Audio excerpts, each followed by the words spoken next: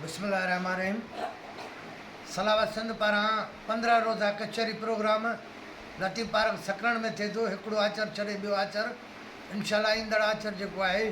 उहा कचहरी लतीफ़ पार्क में सुगड़नि जी थींदी सलावा पारां। ऐं इन तवसुस सां सभिनी दोस्तनि खे दिली तरह दावत थो ॾियां त उहे उन में शरीक थियनि, छो त मूं हमेशह सुगड़नि खे पाण खां वधीक सम्झो आहे ऐं कंहिं बि ॻुझारत वारे सुगड़ खे बि मूं कॾहिं घटि न सम्झो आहे। ऐं हमेशह चवंदो आहियां त कंहिंखे सम्झणु घटि, इहा बि ॻाल्हि घटि, तूं मनठार मिड़नि खां घणो थी वञे घटि, को घोट तोखे घटि कॾहिं कंदा की न की।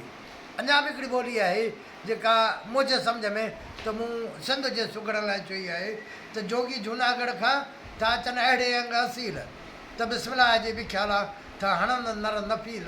शुक्र अलहमदुलिल्लाह पढ़ी था वठनि सुंग सबील, वॾा वर वकूफ़ जा बिना जोगियुनि खे त जलील, ऐं अब्द इन्हनि जो ही ख़ासा कया ख़लील, मनठारनि मिसकीन खे कयो आहे तिन जे इश्क अलील, हींअर न आहिनि शक दलील, वेंदा पूरब पासे पधरा। ही पूरब जा पांदेड़ आहिनि। अञा बि हिकिड़ी सिट आहे त विया पूरब पासे पधरा,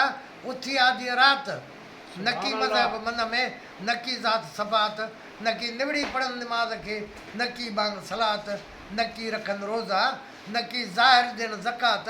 न की पिननि पेटला, न की वठनि ख़ैर ख़ैरात, न की मरनि न की जीअनि, रुॻो साह खे सकरात, पोइ मनठार पंहिंजे मन में रखनि मुरसल जी मसलात, हींअर लवंदेड़ी लात, ॿिया पूरब पासे पधरा, ॿिया पूरब पासे पधरा, मुंहिंजा जोगीअड़ा जाई इन ला मसाबरीन, विया ख़ुदीअ खे खाई त मुरली पंहिंजे मन में अथनि वाज़त जी वॼाई, हिकिड़ा सुका वार साननि जा ॿी छतड़नि में छाई, मूं त मनठार आहे का लव जोगियुनि सां लाई, हींअर कढी कस कढ़ाई, विया पूरब पासे पधरा, विया पूरब पासे पधरा।